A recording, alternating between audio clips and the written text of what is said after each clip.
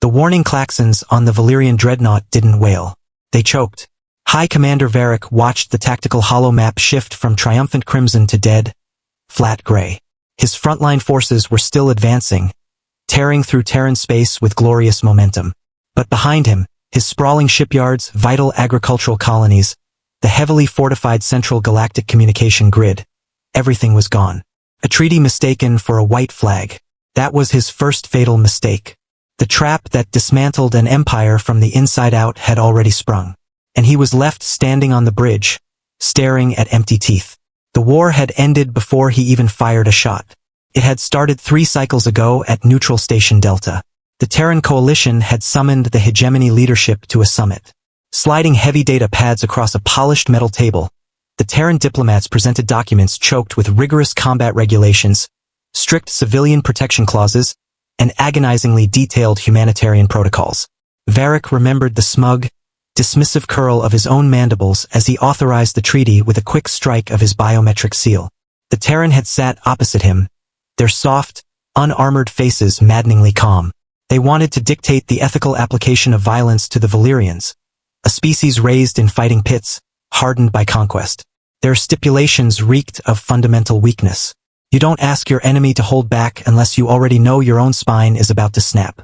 Truth is, Veric walked out of that station convinced the Terrans were begging for a gentle death. So he decided to give them the brutal war they supposedly feared. The Hegemony authorized a massive frontline assault straight through the contested asteroid mining sector.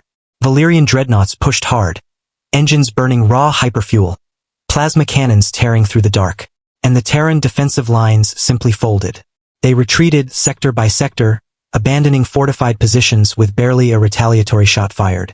Veric's sub-commanders barked laughter over the open communication channels. The mighty Terran Coalition was running, but the bridge of Veric's flagship was freezing cold. The hum of the ship's massive drives vibrated up through the floor grates, rattling his bones, but he couldn't feel the heat of victory. The tactical console buzzed low, the dying note of awareness creeping into reality. The Terrans hadn't been running. They had been pulling his fleets completely out of position. The logistical dismantling began with terrifying, cold-blooded precision.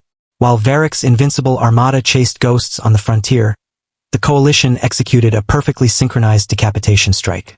They ignored the heavily armored warships. Instead, precision stealth munitions systematically crippled Valyrian shipyards. Deep space strikes leveled agricultural colonies, turning the Hegemony's food supply to ash. And then the final turn of the blade.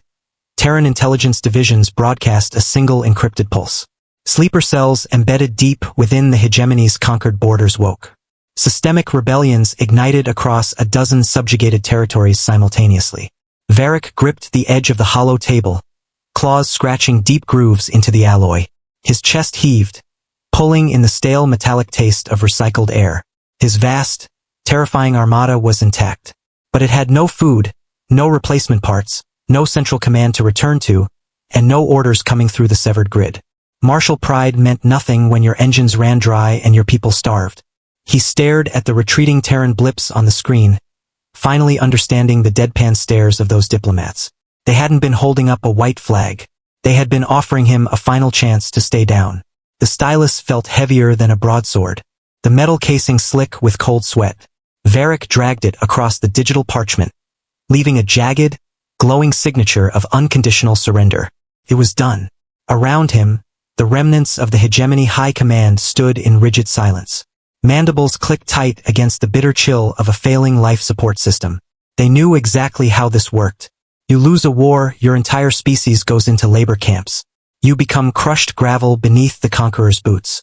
That was the natural law of the galaxy. But the Terran Supreme Commander, Vance, didn't demand shackles. He simply took the datapad, his unarmored face unreadable, nodded once, and tapped a rapid sequence into his wrist console. Above the shattered atmosphere of the Valyrian capital, the sky began to bleed bruised purple. Veric tensed, claws digging into his own thighs, expecting orbital bombardment to scour his homeworld clean. Massive silhouettes fell across the command center's cracked skylights as a vast armada breached the upper atmosphere. But there were no plasma cannons charging. No drop pods packed with mechanized infantry. The Terran Coalition had brought infrastructure, not occupation troops. Repair modules, supply vessels, Drones. Veric watched, paralyzed, as swarms of automated drones detached from massive hulls and descended on the ruined cities. Not to burn, but to weld, to lay foundations. The ultimate weapon, Vance said quietly, voice carrying easily over the dying hum of the command deck, is a Reconstruction fleet. You can kill a soldier, commander, but you can't kill a road, a hospital, or a functioning water grid once the people rely on it. Truth is, the Terrans were waging peace with the precision of total war.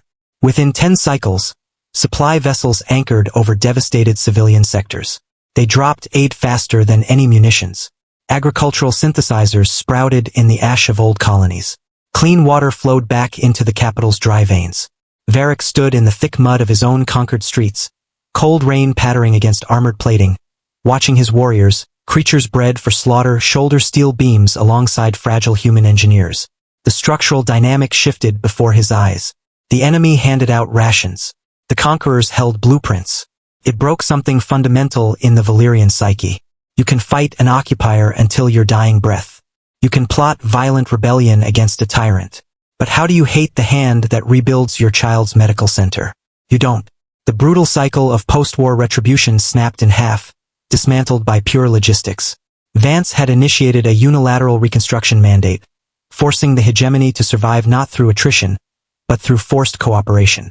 It was a terrifying, suffocating kind of mercy. The Terrans demonstrated true dominance by proving they possessed the absolute power to erase an empire, and chose instead to spend their own resources to rebuild it. They called it an ancient doctrine, pulled from the blood-soaked history of their homeworld, the ethical application of absolute power. Veric finally understood the heavy treaty he had mocked at Neutral Station Delta. The humans hadn't tried to limit violence out of fear, they had been trying to save the Valyrians from themselves.